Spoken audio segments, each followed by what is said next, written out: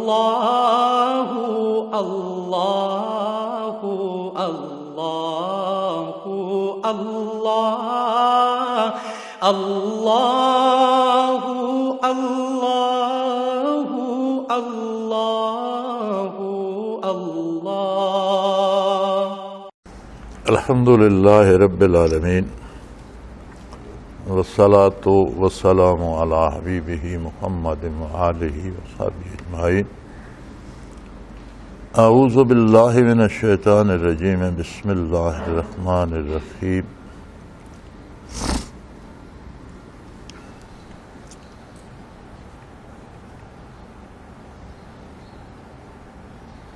اسلام اللہ اور اللہ کے حبیب صلی اللہ علیہ وسلم کی اطاعت کا نام ہے۔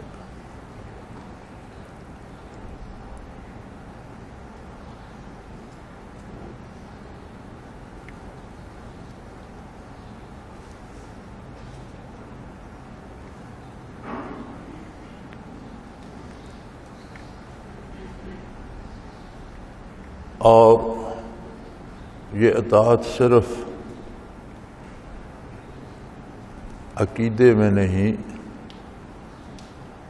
خلوص قلب کے ساتھ عقیدے میں اور ہر عمل میں مطلوب ہے۔ ارشاد باری تعالی ہے، اعوذ باللہ من الشیطان الرجیم، بسم اللہ الرحمن الرحیم۔ ان اکرمکم عند اللہ اتقاکم، تم میں سے جو زیادہ خلوص کے ساتھ پوری اطاعت کرنے والا ہے، کیونکہ ہر بندے کا خلوص بھی اپنا ہوتا ہے، ہر بندے کی استعداد کار اپنی ہوتی ہے، ہر بندے کے عمل کا معیار اپنا ہوتا ہے۔ تو جو جتنے اعلیٰ معیار سے اور جتنے گہرے خلوص سے اطاعت کرتا ہے، اتنا ہی وہ اللہ کے نزدیک اللہ کا مقبول اور مکرم بندہ ہے۔ اس کے علاوہ اسلام میں اور کوئی معیار نہیں ہے کہ کس کے پاس دولت زیادہ ہے، کس کو لوگ بڑا پیر مانتے ہیں، کس کے پیروکار زیادہ ہیں، یہ کوئی معیار نہیں ہے۔ لوگوں کی کثرت معیار نہیں ہے، حق پر ہونا معیار ہے، خواہ وہ بندہ اکیلا ہو، اس کے ساتھ 2 ہوں، 4 ہوں، 10 ہوں، 10,000 ہوں، حق پر ہوں، خلوص کے ساتھ ہوں، تو یہ ایک معیار ہے۔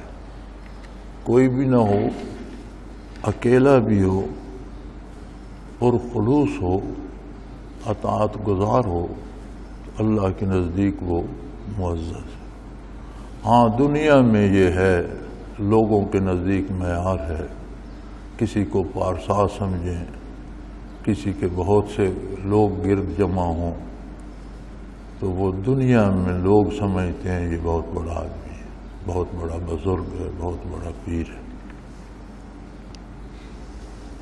تو دنیا کے معیار تو آخرت میں کام نہیں آئیں گے۔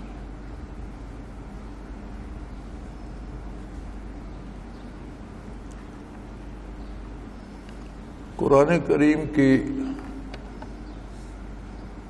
مختلف آیات جو اسی موضوع پہ ہوتی ہیں، جس بیماری یا جس تکلیف کے لیے آپ دم کرنا چاہتے ہیں تو وہ پڑھ کر دم کر دینے سے فائدہ ہوتا ہے۔ سائنس نے بھی آج تو یہ ثابت کیا ہے کہ پانی کے 1 گلاس کا تجزیہ کیا گیا، پھر اس پر بسم اللہ الرحمن الرحیم پڑھ کر پھونک ماری گئی، اور جب اس کے اجزاء کا تجزیہ کیا گیا تو وہ پہلے سے مختلف تھے۔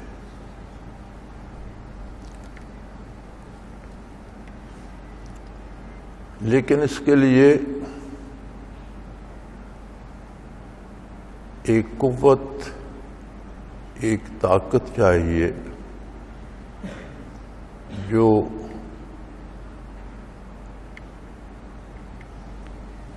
کسی شیخ، کسی بزرگ کی طرف سے اجازت کی صورت میں عطا ہوتی۔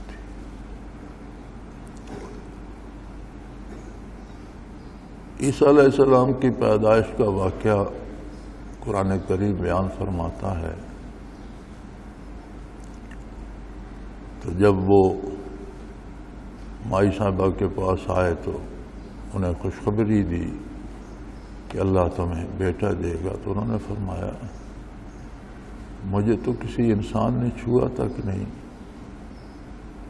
اور میری شادی بھی نہیں ہوئی، تو بیٹا کیسے ہوگا؟ تو اللہ قادر ہے، وہ اپنی طرف سے دے گا۔ اور جبرائیل امین نے دم کر دیا۔ دم کرنا ثابت ہے، اس کا اثر ثابت ہے، لیکن دم کرنا اگلے کی مصیبت رفع کرنے کے لیے ہو، اپنی بڑائی کے لیے نہ ہو، اور کوئی غیر شرعی لفظ یا کوئی ناروا کلمہ نہ ہو۔ عموماً جو یہ کاروبار کرتے ہیں ان کے پاس الٹ چیزیں ہوتی ہیں، اور یہ سلیمان علیہ السلام کے وصال کے بعد شیطانوں نے ایک چال چلی تھی کہ کچھ کفریہ کلمات لکھ کر پرانے سے اوراق پر کتابیں بنا کر زمین میں دفن کر دی، پھر اپنے دوستوں سے کہا ان الشیاطین لجوہون الی اولیائہم، شیطان اپنے دوستوں سے باتیں کرتے ہیں، جو ان کے پیروکار تھے جنہیں اللہ نے ان کا دوست کہا ہے، ان میں سے کسی کو یہ بات سمجھائی، اس نے وہ جگہ کھودی، کتابیں نکل آئیں، اس میں سارے جادو تھے، اور جادو عموماً کفریہ کلمات پہ مشتمل ہوتے ہیں، اور ان کی تاثیر صرف اتنی ہوتی ہے کہ شیطان کوشش کرتا ہے کہ جس پر جادو کیا گیا اسے کچھ نہ کچھ تکلیف پہنچائے تاکہ اس جادوگر کا سلسلہ چلتا رہے۔ بعض لوگوں کو خیال ہوتا ہے کہ میں نے جنات تابع کیے ہوئے ہیں، دراصل اسے جنات اور شیاطین نے اپنے تابع کیا ہوا ہوتا ہے، اور اسے ذریعہ بنا کر لوگوں کے عقائد خراب کرتے ہیں۔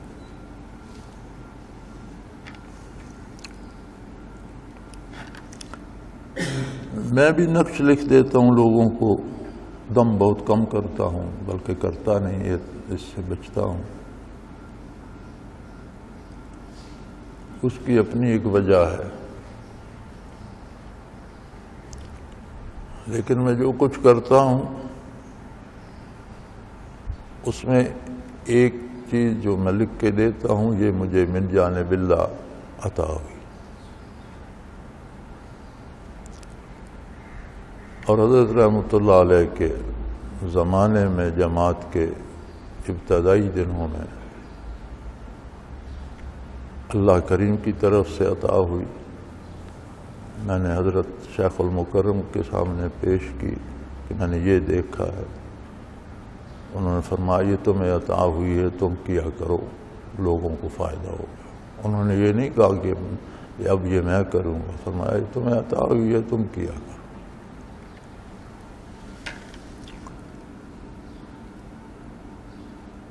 میں جنگل میں ڈیرے پہ رہتا تھا، حضرت کو وہ جگہ بڑی پسند تھی، اکثر گرمیاں گزارتے تھے، پہاڑ پر تھی، ٹھنڈی جگہ تھی،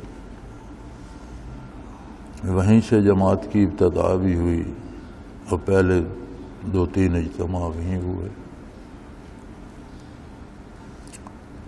گاؤں کو آنے کے لیے 2-3 میل جنگل سے گزرنا پڑتا ہے، وادی سے گزرنا پڑتا ہے، نالا ہے، ایک طرف راستہ ہے۔ تو میں نے دیکھا کہ میں اس راستے پہ جا رہا ہوں، سامنے سے ایک بہت بڑا اژدہا آ گیا، سر اٹھا کر سامنے کھڑا ہو گیا۔ میری زبان پر وہ آیے کریمہ جاری ہو گئی، میں پڑھتا رہا اور اسے دیکھتا رہا، تو آہستہ آہستہ وہ پھٹنا شروع ہو گیا۔ ایسے لگتا تھا جیسے پٹھوں سے کوئی بہت بڑی چیز بن کر بنائی گئی اور وہ ایک ایک پٹھا الگ ہو رہا۔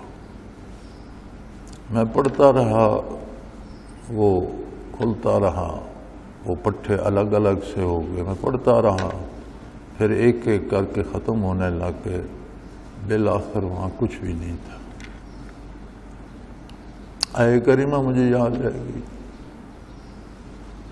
میں نے حضرت جی کی خدمت میں عرض کی، فرمایا یہ من جانب اللہ ہے، لوگوں کی مصیبتیں دور کرنے کے کام آئے گی، یہ کیا کرو۔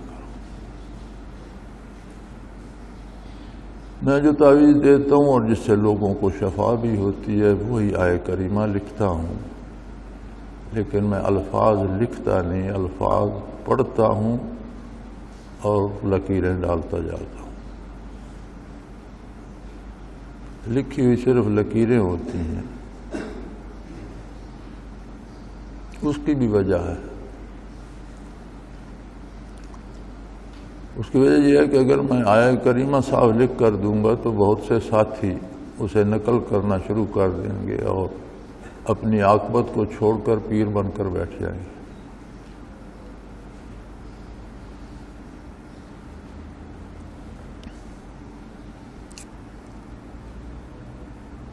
سانپ کے کاٹے کا دم سید احمد سرہندی حضرت مجدد الثانی رحمۃ اللہ تعالی علیہ کو من جانب اللہ القا ہوا تھا، اور وہ جب تک حیات رہے ان کے پاس رہا، ان کے وصال کے بعد کسی کو نہیں ملا۔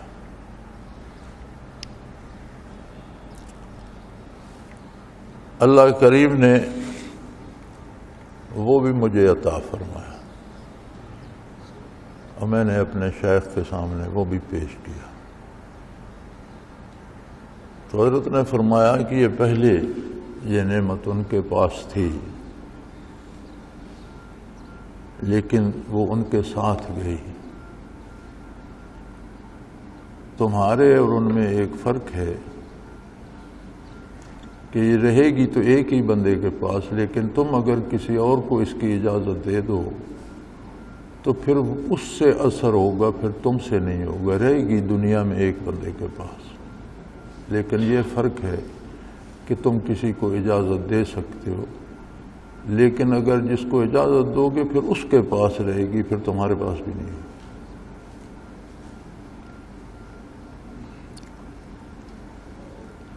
اس کی اثر آفرینی بھی من جانب اللہ عجیب و غریب ہے۔ یہاں ہمارے علاقے میں بے شمار قسمیں ہیں سانپوں کی، ایسے بھی ہیں جو بے ضرر ہیں اور ایسے بھی ہیں کہ جس کے کاٹے کا کوئی علاج نہیں، لمحوں میں بندہ مر جاتا ہے۔ کچھ ایسے ہیں کہ کاٹ لیں تو ہر مسام سے خون جاری ہو جاتا ہے، اتنا پتلا ہو جاتا ہے، اور کچھ ایسے ہیں کہ کاٹ لیں تو خون خشک ہونا شروع ہو جاتا ہے اور پورے جسم میں جم جاتا ہے۔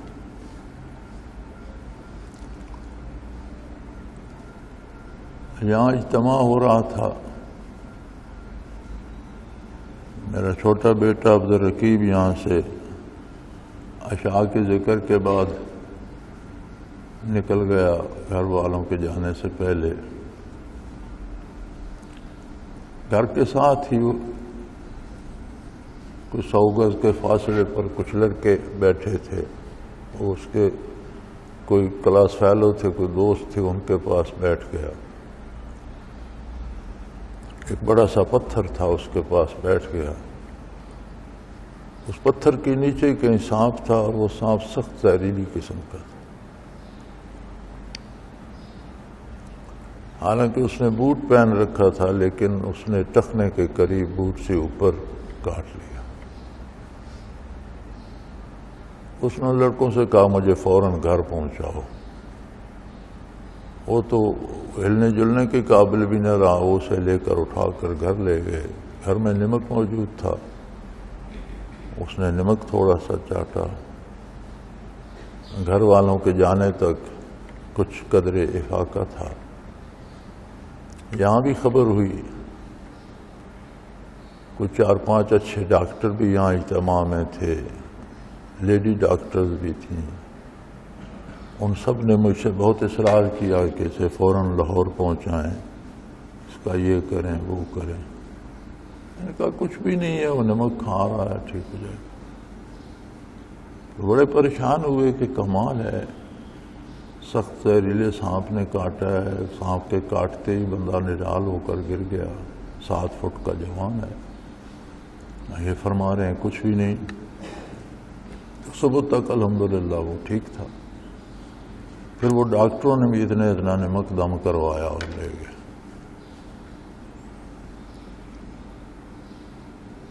تو کسی چیز سے کاٹنے سے بھی جو تکلیف ہوتی ہے اس کا وہ علاج ہے۔ اب یہ ڈینگی آ گیا تھا لاہور میں، تو ساتھی نمک دم کروا کے لے جاتے رہے، جس مریض کو دیتے اس کا بخار اتر جاتا تھا۔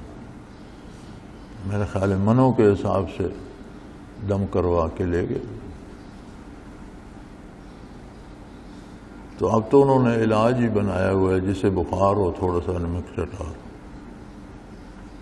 کیونکہ یہ بھی خون کے ذرات کو متاثر کرتا ہے، اور سانپ کا زہر بھی خون کے ذرات کو متاثر کرتا ہے۔ لیکن اس کا یہ مطلب نہیں کہ یہ کوئی میرا پیشہ بن گیا ہے یا میں اس کی وجہ سے شہرت پاؤں۔ ایک خدمت خلق ہے اور من جانب اللہ ہے، ہوتا رہتا ہے۔ شرعاً دم کرنے یا تعویذ دینے کا معاوضہ لینا جائز ہے، اس لیے کہ یہ علاج ہے، اور علاج کا معاوضہ معالج کے لیے جائز ہے لینا۔ لیکن مجھے چونکہ ضرورت نہیں، اللہ نے بہت دے رکھا ہے، میں کسی سے اس کا کسی قسم کا کوئی معاوضہ نہیں لیتا۔ میں تو جانتا بھی نہیں لوگوں کو کتنے روزانہ آتے ہیں، کون کون کیا تعویذ لے جاتے ہیں، کبھی نہیں پوچھا۔ ایک فائدہ اس کا یہ ہوتا ہے کہ بہت سے نئے لوگ مانوس ہوتے ہیں، پھر وہ اللہ اللہ شروع کر دیتے ہیں، ذکر میں آ جاتے ہیں، عقائد کی اصلاح ہو جاتی ہے، ایک حد تک اعمال کی اصلاح۔ میں سمجھتا ہوں یہی معاوضہ اس کا کافی۔ لیکن ان میں ایک عجیب شرط ہے، میڈیکل ٹریٹمنٹ یا طبی علاج کوئی کرا رہا ہے تو کراتا رہے، تعویذ پیتا رہے، لیکن اگر کسی سے دم کرائے گا اس کے اوپر، یا کوئی اور تعویذ پیے گا، یا کوئی اسے بتا دے خود یہ آیت پڑھ کر دم کیا کرو، تو پھر ذمہ داری اس کی ہے جو اوپر سے دم کر رہا ہے، پھر اس کا اثر یکدم ختم ہو جاتا ہے، اور ایسے ختم ہوتا ہے جیسے یہ تھا ہی نہیں۔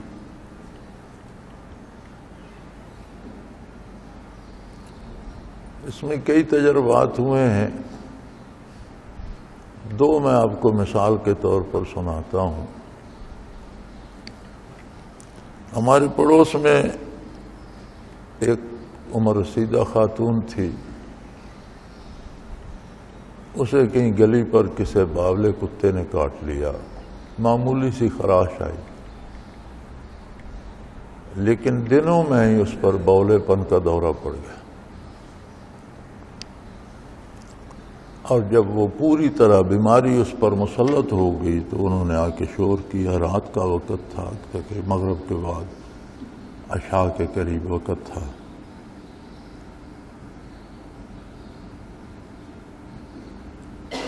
تو میں وہاں گیا تو وہ بالکل بولی ہو چکی تھی۔ اس کا بھی دم کرتا ہوں میں، تھوڑا سا نمک دم کر کے زبردستی اس کے منہ میں ڈالا، نمک حلق سے نیچے گیا تو وہ ٹھیک ہونا شروع کی اور میرے بیٹھے بیٹھے ٹھیک ہو گئے، بالکل ٹھیک ہو۔ کھانا مانگا، پانی مانگا، ٹھیک ٹھاک ہو گئے۔ وہ جب بیمار ہوئی تھی تو اس کا بیٹا کہیں بھاگ گیا، یہاں سے 8-7 میل پیدل جنگل سے جا کر ایک گاؤں میں ایک پیر صاحب اس کا دم کیا کرتے، ادھر بھاگ گیا،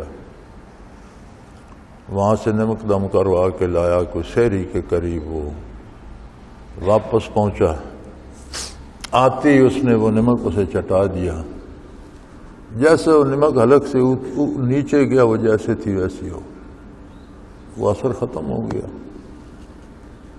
پھر بھاگے آئے، میں نے کہا اب کچھ نہیں، مجھ سے اب کچھ نہیں ہو سکتا، اب وہ جانے تم جانا۔ بیچاری 2 دن تڑپ کر مر گئی۔ یہاں قریب ایک ڈیرا ہے، وہاں کا ایک لڑکا تھا، میرے ساتھ اٹھتا بیٹھتا بھی تھا، عزت بھی کرتا تھا۔ اس کی بہن کو سانپ نے ڈس لیا، وہ نمک دم کروا کے لے گئے، اسے کھلاتے رہے، الحمدللہ ٹھیک ہوگی، وہ بھی زندہ ہے۔ خود اس کو رات کو سانپ نے ڈس لیا تو وہ نمک تو ان کے گھر میں موجود تھا، اس نے نمک چکھا، نیم بے ہوش سا ہو گیا، زہریلا سانپ تھا، انہوں نے منہ میں نمک ڈالا، چند منٹوں میں ہوش آ گیا، ٹھیک ہو گیا۔ ٹھیک ٹھاک ہو گیا تو اس نے کہا یار قرآن مجید لے آؤ، مجھے میرے پیروں نے ایک آیت بتائی تھی کہ وہ پڑھ کر دم کرنے سے سانپ کا کاٹا ٹھیک ہو جاتا ہے۔ لائٹ جلائی، قرآن مجید لے آئے، وہ تلاش کر کے کسی پارے کی صورت میں تھی، وہ آیت نکالی، جتنی دفعہ پیروں نے کہا تھا پڑھی، اپنے اوپر دم کیا، پیچھے گر گیا، اٹھا کر بھاگے، 2-3 میل پہ اسپتال تھے، انہوں نے کہا یہ تو کب کا مر چکا ہے۔ اس پھونک مارنے کے ساتھ ہی نمک کا اثر ختم ہو۔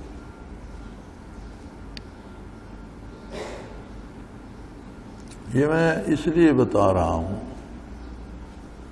کہ کل میرے پاس ایک فیملی آئی، میاں بیوی بچے تھے ان کے ساتھ، وہ خاتون بڑی پریشان تھی کہ مجھے جنات تنگ کرتے ہیں اور ایسا پریشان کرتے ہیں میں بتا بھی نہیں سکتی، آج رات بھی میں 3 بجے تک جاگتی رہی ہوں، سو بھی نہیں سکتی، بہت زیادہ تکلیف میں ہوں، اور میں تعویذ بھی لے گئی تھی، مجھے آرام نہیں آیا۔ میں نے کہا یہ کیسے ہو سکتا ہے کہ تم تعویذ بھی استعمال کرو اور آرام نہ؟ یہ تو ہو سکتا ہے کہ آہستہ آہستہ آرام آئے، لیکن تکلیف تو کم ہونی چاہیے، بڑھنی تو نہیں، تمہاری بڑھ کیوں گئی؟ تو میں نے پوچھا تم نے ان تعویذوں کے اوپر اور کسی سے کوئی دم شم تو نہیں کرایا؟ ہاں میں ایک ساتھی کے پاس گئی تھی تو اس نے مجھے دم بھی کر دیا اور ایک دعا بھی بتائی، وہ بھی پڑھ کر پھونک دیا۔ تو میں نے کہا یہ پھر اس ساتھی کی ذمہ داری ہے، تعویذوں کی بات تو ختم ہو گئی، پھر تو اس کی ذمہ داری ہے۔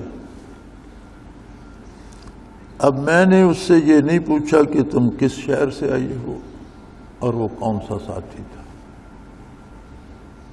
اگر پوچھتا تو وہ بتا دیتی۔ میں نے جان بوجھ کر نہیں پوچھا کہ جب بندہ متعین ہو جائے گا تو میرے دل میں اس کی طرف سے کدورت آئے گی اور اس کا زیادہ نقصان ہوگا، اس لیے میں نے جاننے کی کوشش نہیں کی۔ اجماعی طور پر اس لیے بتا رہا ہوں، جی وہ تو اپنے حلقے کا تھا، اپنا بڑا بزرگ ساتھی ہے۔ میں نے کہا جی اپنے حلقے کا ہو یا بیگانہ ہو، جب اس نے آپ کا علاج کیا پھر ذمہ داری اس کی ہے۔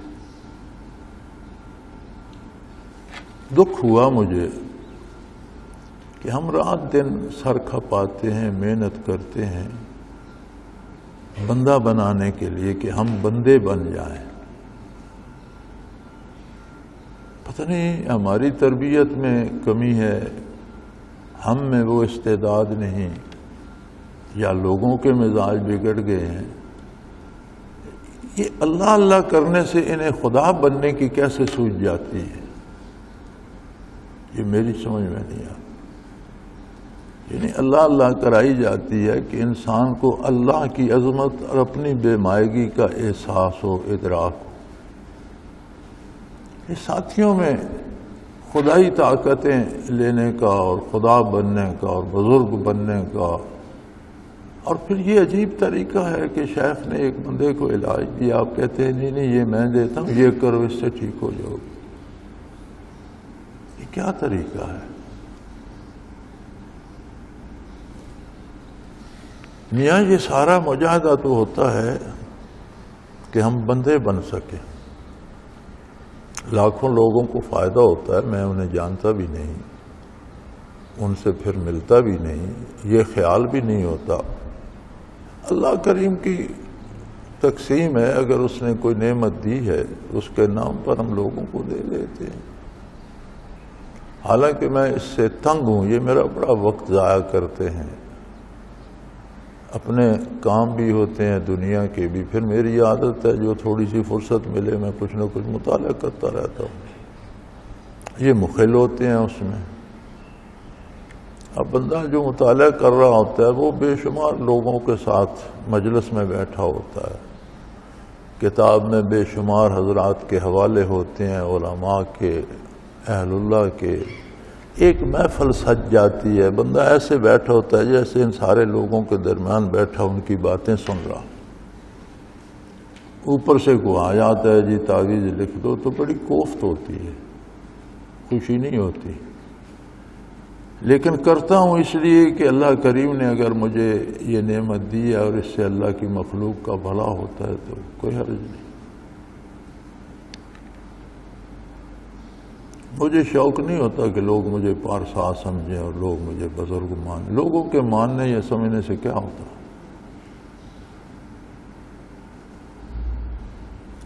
میرے معمولات، میرا لباس، میری رہائش، میرا ملنا جلنا وہی ہے جو شروع سے تھا، کوئی اس میں کسی بزرگی کی کوئی تبدیلی نہیں آئی، اور یہی طریقہ ہمیں حضرات سے ملا ہے، مشائخ سے ہمیں نصیب ہوا ہے۔ یہ ساری بات میں اس لیے عرض کر رہا ہوں کہ اللہ کرے اس ساتھی تک جسے پیر بننے کا شوق ہے بات پہنچ جائے، اور خدا کے لیے اپنی آنا کے گرفتار مت ہو، پارسائی کا دعویٰ نہ کرو، مشکل کشا نہ بنو، وہ اللہ کریم ہی ہے جو لوگوں کی مشکلیں حل کرتا ہے۔ اور پھر یہ بات میری سمجھ میں نہیں آتی کہ جب شیخ نے ایک بندے کو علاج دیا، آپ کہتے ہیں نہیں نہیں میں وظیفہ بتاتا ہوں، اس سے ٹھیک ہو جاؤ۔ یہ کیا عجیب بات ہے، کیوں ایسا کرتے ہیں؟ اور بندے کا اگلے کا نقصان ہو جاتا ہے تو اللہ کے نزدیک کیا جواب دیں گے؟ اب کتنی ایک اذیت ہے ایک مسلمان خاتون کے لیے کہ جنات اور شیاطین اسے پریشان کریں، تو آپ اس کی اس پریشانی پہ خوش ہیں؟ آپ شیاطین کی مدد کرنا چاہتے ہیں کہ اسے اس علاج سے فائدہ نہ ہو، میں بتا دیتا ہوں۔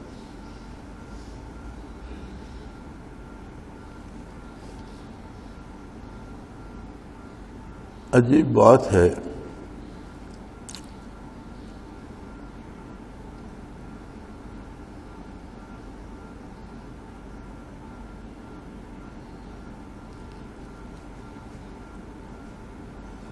مولانا رومی نے یہ مسئلہ بیان کیا ہے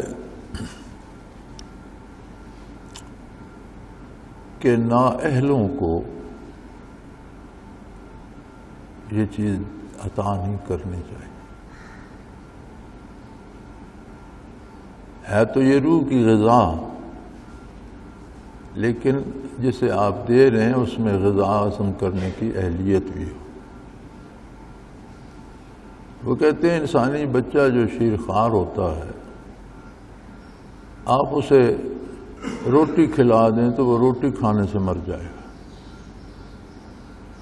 طفل را گر نہ دہی بر جائے شیر، طفل بیچارہ ازانا مردہ گیر۔ ننھے شیر خوار بچے کو، 2-3 مہینے کے بچے کو اس کا دودھ بند کر دیں، اسے کھانا روٹی کھلا دیں تو اسے مارنے کے لیے وہی کافی ہے، وہ بیچارہ اسی سے مر جائے گا۔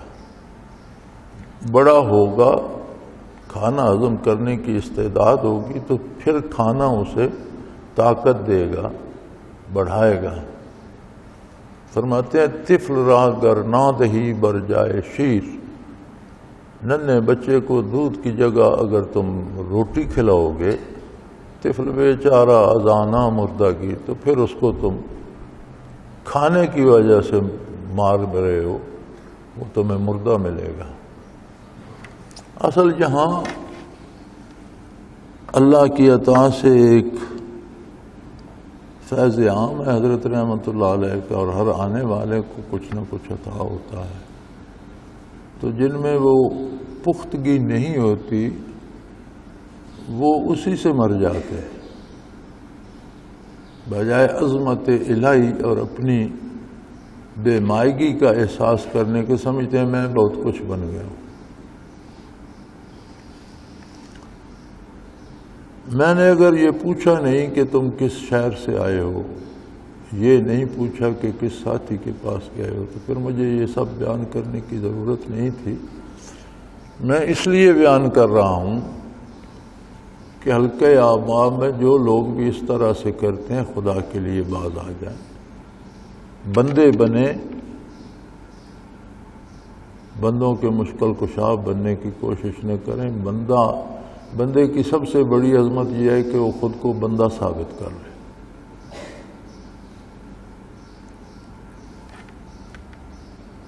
اور یہ بڑے نازک معاملات ہوتے ہیں، اور یہ چیزیں من جانب اللہ چلتی ہیں، اپنے آپ ایجاد بندہ سے یہ کام نہیں ہوتے۔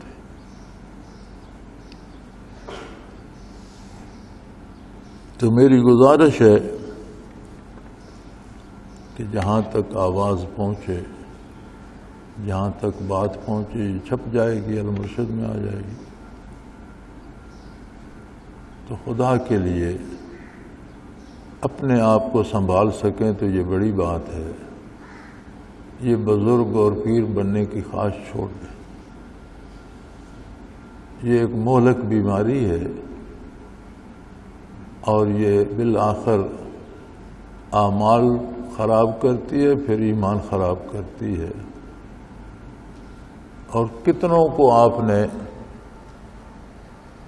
جاتے دیکھا، یہ سارے وہی لوگ تھے جنہیں اپنی بڑائی کا زوم ہو گیا، اپنی بزرگی میں گرفتار ہوئے اور حلقے سے، سلسلے سے، نسبت سے محروم ہو گئے۔ اور نسبت سے محرومی بڑی خطرناک ہوتی ہے۔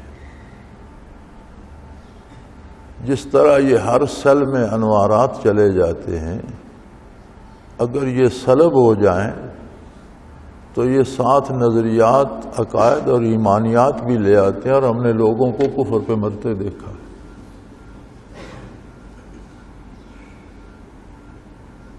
میں ایسے لوگوں کو جانتا ہوں جن کے مراقبات اعلیٰ تھے، اعلیٰ مقامات تھے، پھر جب سلسلے سے گئے تو بقول مولانا تھانوی رحمۃ اللہ علیہ وہ لکھتے ہیں کہ اس کا انکار کفر تو نہیں ہے، لیکن مرتے عموماً کفر ہی پر ہے، مفضی الی الکفر ہے، کفر کی طرف لے جاتا۔ اگر شیخ سلب کرے نسبت تو اس کے ساتھ ایمان سلب ہو جاتا، اس لیے ہمارے ہاں سلب نہیں کی جاتی۔ حضرت کی عادت بھی تھی، سلب نہیں فرماتے تھے۔ اور آخری وصیت جو مجھے فرمائی زندگی کے آخری لمحات میں، وہ بھی یہی تھی کہ کسی کو اس کے گناہ یا خطا کی وجہ سے اس کے مقامات سلب نہ کرنا، اسے حلقے سے نکالنا نہیں۔ کسی سے کوئی غلطی ہو جائے، ان دنوں ایک ساتھی تھے، اس نے حضرت صاحب مجاز بھی بنایا ہوا تھا، انہوں نے بہت بڑی غلطی کی، تو ان کا نام لے کر خصوصاً حضرت نے فرمایا کہ اسے حلقے سے نہ نکال دینا۔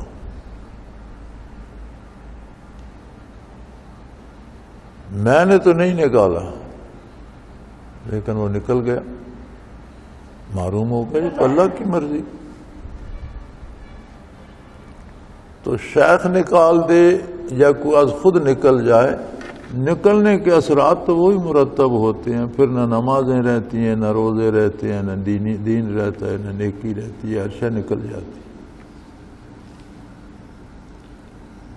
تو آپ آپ کو بڑا بنانے کے لیے یا بڑا کہلوانے کے لیے اتنی قربانی دینے کو کیوں تیار ہو جاتے ہیں؟ دنیا میں کوئی ایسا بے وقوف شخص ہے کہ اسے کوئی کہے بھائی جتنے تمہارے پاس پیسے ہیں وہ بھی مجھے دے دو، جو تمہاری زمین جائیداد ہے وہ بھی مجھے دے دو، جو تمہارے پاس گاڑیاں گھر ہیں وہ بھی مجھے دے دو، میں تمہیں بڑا مان لوں گا؟ کوئی دیتا ہے؟ وہ کہتا ہے تم مجھے نہ مانو بھائی۔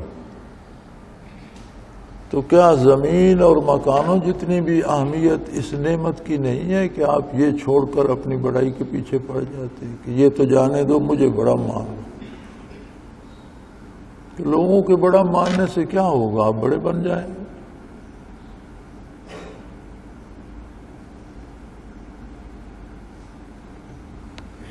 بڑائی اللہ کے لیے ہے، عظمت اسی کو سزاوار ہے۔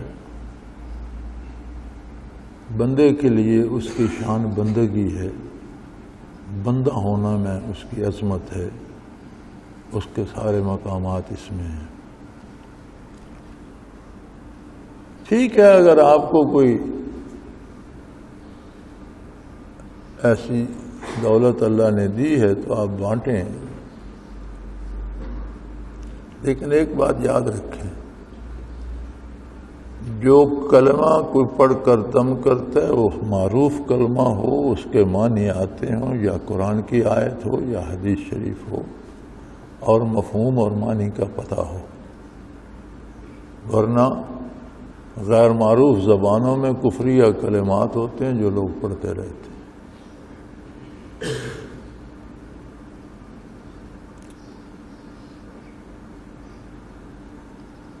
اور پھر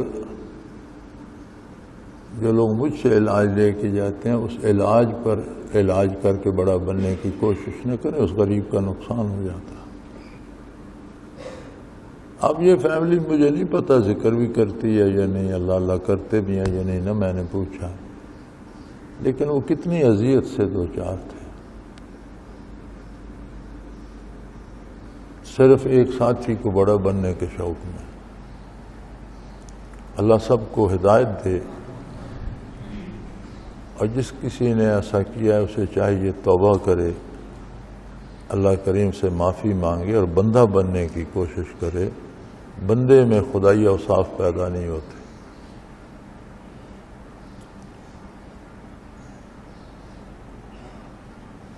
مولوی رومی نے کہا تھا کہ نفس مارا کم طرز فرعون نیست۔ فرعون کی بیماری کیا تھی کہ میں خدا ہوں، انا ربکم الاعلی، میں تمہارا سب سے بڑا پروردگار ہوں۔ حضرت فرماتے ہیں نفس مارا کم طرز فرعون نیست، نفس ہمارا بھی فرعون سے کم نہیں ہے، لیک اورا اون مارا اون نیست، اس کے پاس طاقت تھی، ہمارے پاس طاقت کوئی نہیں، ہمیں بھی موقع ملے تو ہم بھی فرعون ہی ہیں۔ تو نفس میں تو یہ خصوصیات ہیں، ان کو مارنا اور ان کو دبانا چاہیے، ان کے پیچھے لگ کر اپنی بڑائی میں گرفتار نہیں ہونا چاہیے، اور یہ اللہ کی نعمت ہے جسے عطا کرے، اپنا محاسبہ کرتے رہنا چاہیے اور دیکھنا، اپنے کو ڈھونڈنا چاہیے کہ میں کہاں ہوں۔ وآخر دعوانا ان الحمدللہ رب العالمین۔ الحمدللہ رب العالمین والصلاة والسلام علی حبیبہ محمد وآلہ وصحبہ اجمعین۔ اللهم ربنا لا تقتلنا بغضبك ولا تهلكنا بعذابك واعف عنا قبل ذلك. اللهم ربنا لا تسلط علينا من لا يرحمنا. أنت ولينا في سفرنا وحضرنا في مالنا وأهلنا. أنت ولينا في الدنيا والآخرة. توفنا مسلمين وألحقنا بالصالحين. اللهم انزل علينا من السماء ماء مباركا نافعا غير ضار نافعا غير ضار نافعا غير ضار والذي ينزل الغيث من بعد ما قنط وينشر رحمته وهو الولي الحميد وهو الولي الحميد وهو الولي الحميد. وصلى الله تعالى على حبيبه محمد برحمتك يا رب. اللہ اللہ اللہ اللہ اللہ اللہ اللہ. حضرت امیر محمد اکرم آوان مد ذلہ العالی دارالعرفان منارہ ضلع چکوال میں سالہ سال سے قرآن و حدیث کے اوپر خطابات کر رہے ہیں اور سلسلہ نقشبندیہ اویسیہ کے مطابق لوگوں کو ذکر الہی کی تربیت دے رہے ہیں. وہ قرآن پاک کی تفسیر ترتیب وار بیان کر رہے ہیں. تفسیر قرآن کو وہ موجودہ ملکی اور بین الاقوامی حالات کے مطابق بیان کرتے ہیں. موٹر وے سے کلر کہار کے انٹرچینج سے نکلتے ہوئے کلر کہار کی جھیل سے ہوتے ہوئے میانی، بوچھال اور نور پور سے گزرتے ہوئے دارالعرفان منارہ پہنچ سکتے ہیں. حضرت امیر محمد اکرم آوان نے بچیوں اور بچوں کی دینی اور دنیاوی تعلیم کے لیے سقارہ اکیڈمی کے نام سے ایک درسگاہ بھی قائم کی ہے، جس کا افتتاح ملک پاکستان کے صدر جنرل محمد ضیاء الحق نے اپنے دست مبارک سے کیا تھا. وہ تمام احباب جو اسلام کی طلب رکھتے ہیں ان سے گزارش ہے کہ دارالعرفان منارہ ضلع چکوال میں امیر محمد اکرم آوان صاحب کے خطابات سے مستفید ہوں. وہ ہر جمعے کو نماز سے پہلے بیان فرماتے ہیں. ہر ماہ کی پہلی اتوار کو ماہانہ اجتماع ہوتا ہے جس میں آپ خصوصی خطاب فرماتے ہیں اور پاکستان کے چاروں صوبوں سے احباب اس اجتماع میں شرکت کرتے ہیں. اس کے علاوہ یہاں سال میں 2 مرکزی اجتماعات بھی ہوتے ہیں. ایک رمضان المبارک میں اعتکاف کا اجتماع اور دوسرا جولائی اور اگست میں 40 دن کا اجتماع ہوتا ہے جس میں روحانی تربیت کی جاتی ہے. اپنا خون سیماب دے کر اتنا ہم کر جائیں گے، نام آقا کا چمن میں پھر رقم کر جائیں گے.